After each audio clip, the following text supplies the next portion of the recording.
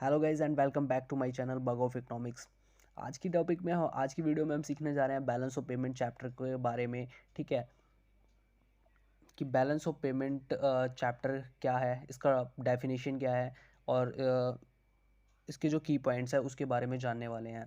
तो बिना किसी देरी किए स्टार्ट करते हैं इस वीडियो को। So let's begin.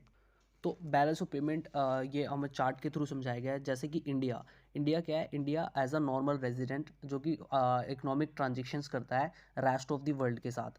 अब इंडिया क्या है, India as a normal resident, India को हम मान लेते हैं as a normal resident. India क्या है, नॉर्मल रेजिडेंट है जो कि इकोनॉमिक ट्रांजेक्शन्स करता है रेस्ट ऑफ द वर्ल्ड के साथ। मतलब जो वर्ल्ड है, हमारा विश्व है, उसके साथ इकोनॉमिक ट्रांजेक्शन्स कर रहा है, इकोनॉमिक लेन देन करता है। अब India as a normal resident खुद तो जाएगा नहीं ट्रांजेक्शन इकोनॉमिक ट्रांजेक्शन्स करने के लिए। तो इंडिया रिप्रेजेंट करने वाले जो लोग हैं, जो 3 पॉइंट्स हैं, वो है इंडिविजुअल्स, फर्म्स और गवर्नमेंट। जो मतलब जो इंडिया के बिहाफ पे ये इकोनॉमिक ट्रांजेक्शन्स करते हैं रेस्ट ऑफ द वर्ल्ड के साथ, वो है हमारे इंडिविजुअल्स, सेकंड है हमारा फर्म्स, थर्ड है हमारी गवर्नमेंट, जो कि रिप्रेजेंट करती है इंडिया को। कौन कौन है? 3 पॉइंट्स है हमारे, इंडिविजुअल्स, फर्म्स और गवर्नमेंट। तो इंडिया क्या हुआ, India as a normal resident जो कि इकोनॉमिक ट्रांजेक्शन्स कर रहा है as a rest of the world. ठीक है। अ, और ये किसी भी तरह की, if you are doing any kind of transactions in terms of monetary value, कोई किसी भी तरह की ट्रांजेक्शन्स आप कर रहे हैं, आप कर रहे हैं मॉनेटरी वैल्यू के टर्म्स में with the rest of the world के साथ, तो वो हमारा क्या कहलाएगा, इकोनॉमिक ट्रांजेक्शन कहलाएगा। ठीक है, if you are doing any kind of transaction in the terms of monetary value, so it will be the part of the balance of payment. Means ये आपका इकोनॉमिक ट्रांजेक्शन कहलाएगा अगर आप रेस्ट ऑफ द वर्ल्ड के साथ करते हैं। ठीक है, तो इंडिया क्या होगा, हमारा नॉर्मल रेजिडेंट। और इंडिया को रिप्रेजेंट करने वाले जो पॉइंट्स हैं वो क्या हो गए, हमारा हो गया इंडिविजुअल्स, फर्म्स, गवर्नमेंट। मतलब 3 पॉइंट हो गए हमारे, जो कि इंडिया को रिप्रेजेंट करने वाले कौन है, इंडिविजुअल्स हैं। इंडिविजुअल्स यानी कि हम लोग हो गए, फर्म्स हो गई, जो कंपनीज़ हैं वो इंटरेक्ट करती हैं रेस्ट ऑफ द वर्ल्ड के साथ, और गवर्नमेंट हो गई। तो बेसिकली इसकी बैलेंस ऑफ पेमेंट की डेफिनेशन यहाँ से क्या निकल के आई, balance of payment it is an accounting statement which carry all economic transactions between normal resident and rest of the world is called balance of payment. तो अब बेसिकली क्या निकल के आई, बैलेंस मतलब India as a normal resident economic transaction कर रहा है रेस्ट ऑफ द वर्ल्ड के साथ, कर रहा है। ठीक है, तो इससे हमें क्या पता चला, अब जो भी हमने ट्रांजेक्शन्स की, अब उसका एक पॉइंट ऑफ व्यू है। जैसे अकाउंटिंग में हमने पढ़ा credit all incomes and gains and debit all expenses and losses.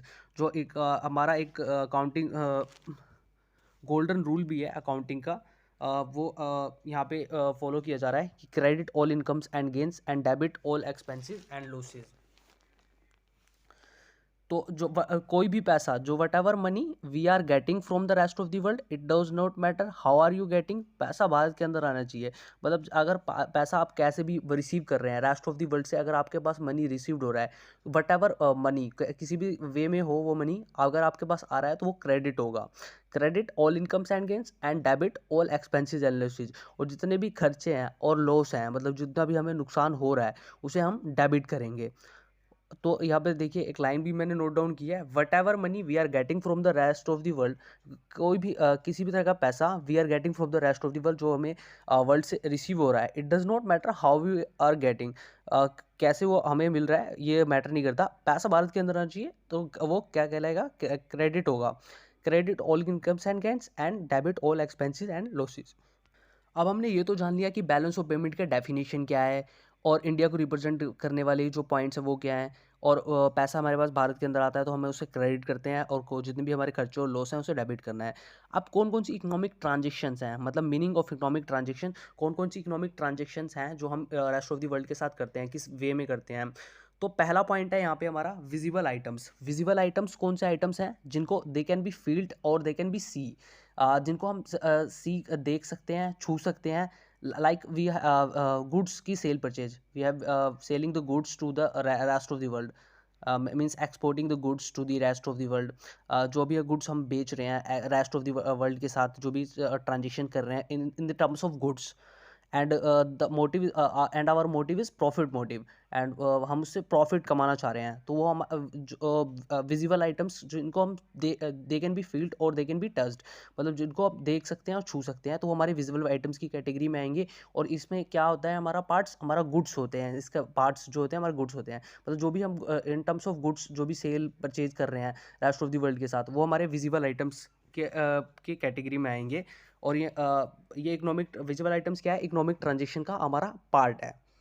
Second है हमारा इनविजिबल आइटम्स, जो कि इकोनॉमिक ट्रांजेक्शन का सेकंड पार्ट है। इनविजिबल आइटम्स वो आइटम्स होते हैं they can not be feeled और they can not be touched, जिनको हम देख या छू नहीं सकते। ये हमारे क्या होते हैं, जैसे कि हमारी इंश्योरेंस हो गया, बैंकिंग हो गया, शिपिंग हो गया। जैसे कि गुड्स को, अब जैसे हमने विजिबल आइटम्स में पढ़ा कि गुड्स का सेल परचेज है रेस्ट ऑफ द वर्ल्ड के साथ, पर गुड्स को कैसे ले जाया जाए, जैसे कि हम अगर उसे समुद्र के थ्रू ले जा रहे हैं तो बाय शिप के थ्रू हो जा पाएगा। तो शिप क्या है, एक सर्विस है, तो इनविजिबल आइटम है जो कि एक सर्विस प्रोवाइड की जा रही है।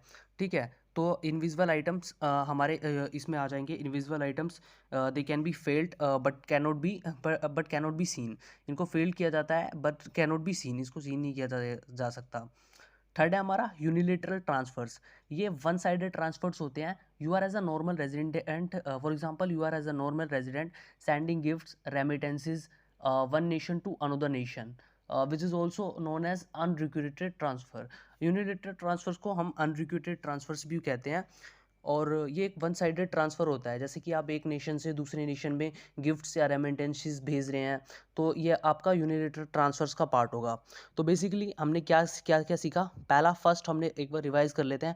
पहला हमने सीखा balance of payment. Balance of payment क्या है, जो इंडिया है जो ट्रांजेक्शन कर रहा है रेस्ट ऑफ द वर्ल्ड के साथ, इकोनॉमिक ट्रांजेक्शन्स, मतलब जो कि काइंड ऑफ ट्रांजेक्शन्स हैं कि जो कि टर्म्स में है, मॉनेटरी वैल्यू के टर्म्स में है। तो या और उस इंडिया को रिप्रेजेंट करने वाले कौन लोग हैं, इंडिविजुअल्स, फर्म्स और गवर्नमेंट। यहाँ से बैलेंस ऑफ पेमेंट की क्या डेफिनेशन निकल के आई, balance of payment it is an accounting statement. ये एक अकाउंटिंग स्टेटमेंट है which carry all economic transactions, जो कि कैरी करता है ऑल इकोनॉमिक ट्रांजेक्शन्स को between normal resident and rest of the world के बीच में। ठीक है, फिर जो भी पैसा हमारे पास रेस्ट ऑफ द वर्ल्ड से आता है, उन सभी पैसों को हम क्या कहते हैं, क्रेडिट करते हैं।